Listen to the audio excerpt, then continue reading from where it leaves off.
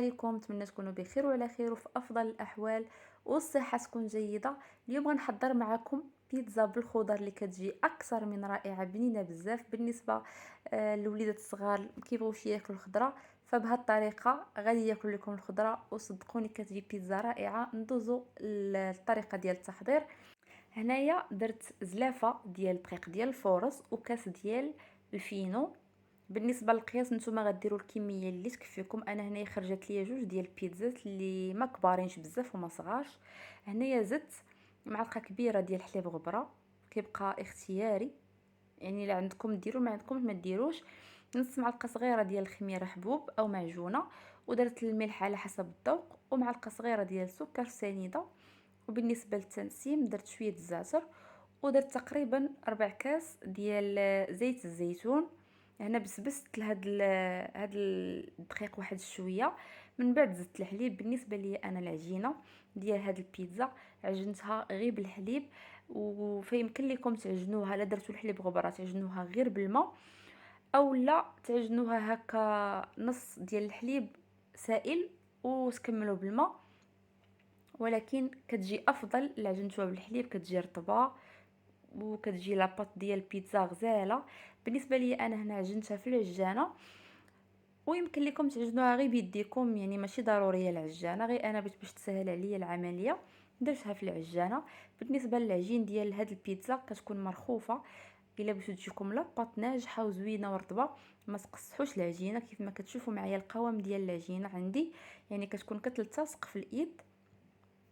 انا هنايا درت واحد شويه ديال الزيت باش نجمعها. كيف قلت لكم القوام ديال العجينه كيكون مرخوف، يعني ما ديروهاش قاصحه. هذا سر من اسرار ديال البيتزا اللي باش تجيكم لاباط ديالها رطبه. العجينه ديالها خليوها مرخوفه شويه، ما تقصحوهاش. هنا صافي جمعتها وغادي نغطي عليها ونخليها تخمر.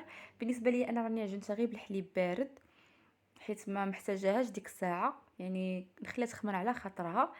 وهنايا الخضره اللي غادي نحتاج، عندي شويه ديال الكورجيت، وعندي الفلفله، بصله والدنجال.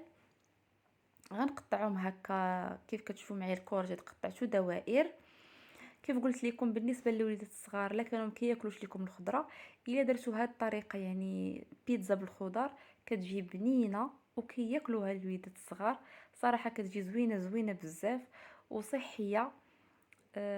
هنايا كيف شفتوا معايا الطريقه باش قطعت الدنجال، كيبقى التقطاع ديال الخضره على حسب كل واحد وكيفاش كيبغي يقطع الخضره ديالو.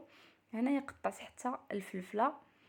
صافي غادي نبقى هكا حتى نسالي كاع هاد الخضر اللي عندي في التقطاع ونرجع معكم.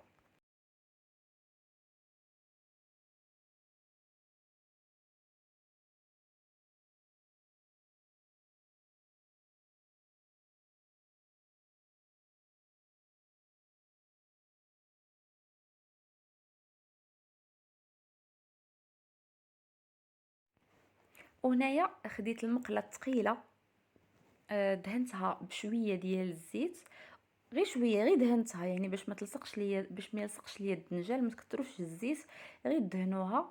وبديت كنستف هكا هاد الطريفات ديال الدنجال. هاد الطريقه كتجي رائعه، كيجي الدنجال بنين، جربوها وان شاء الله غادي تنال الاعجاب ديالكم. كتجي رائعه رائعه بزاف صراحه، كتجي بنينه. صافي هنا من بعد ما ستفت الدنجال، هنايا عندي هاد المنسمات ماشي ضروريين، الا عندكم ديروهم، ما عندكمش ما ديروهمش، تكتفيو غير بالملحه والبزار وهكا الثومه غبره. لا كاينه لا ما كايناش ماشي ضروريه. والا كانوا يعني كينسمو كيجيو واحد المذاق زوين في هاد الدنجال او في البيتزا كامله. صافي من بعد غادي نزيد شويه ديال الملحه وشويه ديال البزار، وزدت كذلك حتى شويه ديال الثومه غبره. كيف قلت لكم لا ما كايناش ماشي ضروريه، تكتفيو غير بالملحه والبزار. صافي والبوطه تكون مهيله نقصوها مزيان على الحد ديالها. وانا خديت هاد البانيو ديال اينوكس غطيت عليه باش داك البخار يزيد يطيب لينا الدنجال. وندوزو هنايا خديت واحد المقيله درت فيها شويه ديال الزيت العاديه او زيت الزيتون، كل واحد فاش شنو كيعجبو. انا درت غير زيت المائده، ودرت شويه ديال المليحه وشويه ديال البزار. وغنحط على نار مهيله حتى نصوطي هاد الخضيره ديالي، ماشي بزاف غير شويه. غادي نغطي عليها من الفوق وغنخليها حتى تصوطا. والكورجيت حتى هو نفس الشيء، في نفس المقله ملي غنطيب البصله والفلفله غنحيدها وغنزيد هذا الكورجيط هذا حتى هو ندير عليه مليحه وشويه البزار ونصوطيه واحد شويه.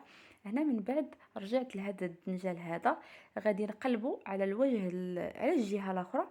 ما كنطيبوش هو بزاف، غير كنصهدوه شويه صافي، حيت مازال غادي يكمل الطياب ديالو في الفران. صافي غادي نقلب كاع هاد الطريفات ديال الدنجال. ونعاود نقول لكم مره اخرى، هاد الطريقه كتجي زوين ديال الدنجال، كيجي بنين. وبالنسبه حتى اللي كيعجبو الدنجال المشوي، فيمكن لكم تشويوه الا كنتو مبغيتوش ديروا هاد الطريقه، اولا تصوطيوه في المقله كيف ما صوطيت البصله والفلفله. كيبقى لكم الاختيار، كنعطيكم فكره فقط والباقي كيبقى لكم. صافي هنا غطيت عليه مره اخرى ونخليه حتى يكمل الطياب ديالو. ندوزو للعجينه هنا من بعد ما ارتاحت. كيف ما قلت لكم العجينه انايا عجنتها بالحليب بارد. الا كنتو زربانين عليها غادي تدفيو داك الحليب واحد شويه وتزيدوا ليه الخميره والسكر السنيده وتخليهم حتى يتفاعلوا، عاد تعجنوا به ديك العجينه. انايا عجنت به بارد كيف شفتوا معايا في داك الاناء، درت كل شيء، الطحين والملحه والخميره كلشي درتو. وخليتها يعني خليتها ارتاحت على خاطرها ما كنت زربانه عليها. من بعد هكا درتها كويرات ومباشره كنرش على سطح العمل.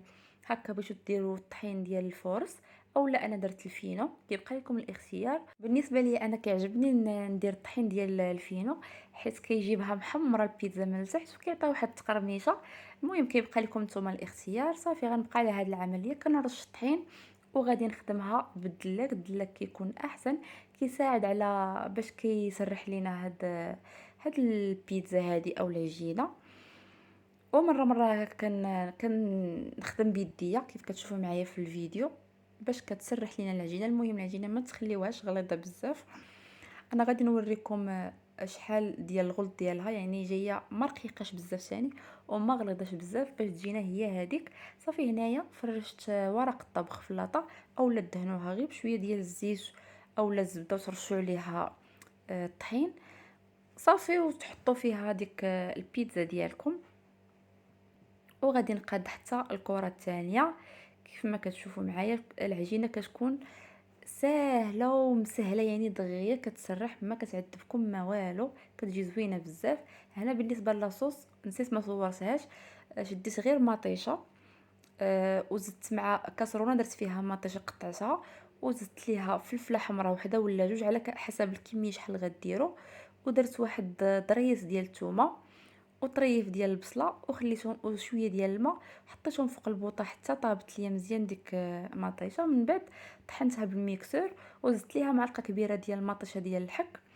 وكتكون هاد لاصوص كتجي رائعه وزوينه كيف ما كتشوفوا معايا في الفيديو. انا من بعد ما سرحت لاصوص على البيتزا وقبل راني ثقبت العجينه بالفرشيط ضروري باش ما تنفخش، ودهنتها كيف قلت لكم بلاصوص مطيشه، وزدت عليها واحد شويه هكا ديال الفرماج او الموتزاريلا اللي عندكم. وغادي نبدا هكا نفرش هاد الخضره اللي صوتيت معاكم. تخليكم مع التسميه ديال الفيديو، فرجه ممتعه ونرجع لكم من بعد. كلشي مشروح في الفيديو بلا ما نطول عليكم في الهضره بزاف.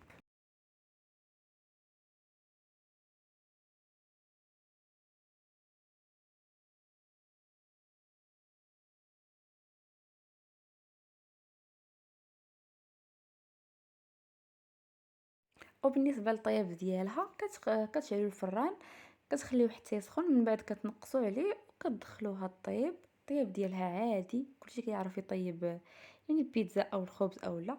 المهم كتحمروها من التحت او من الفوق.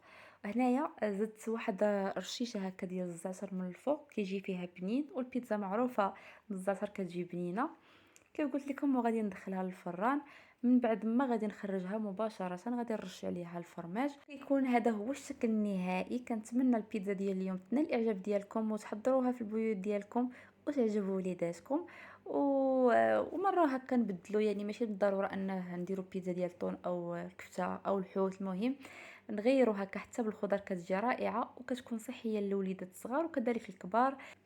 وهنا كنكون وصلت للنهايه ديال الفيديو. قبل ما نمشي نبغي نقول لكم راكم كتشوفوا القناه كنتمنى تشتركوا فيها وتفعلوا الجرس باش يبقى يوصلكم كل جديد، وتخليوا لي جيم فضلا منكم. ما بقى لي غير نقول لكم خليتكم على خير. السلام عليكم الى وصفه جديده.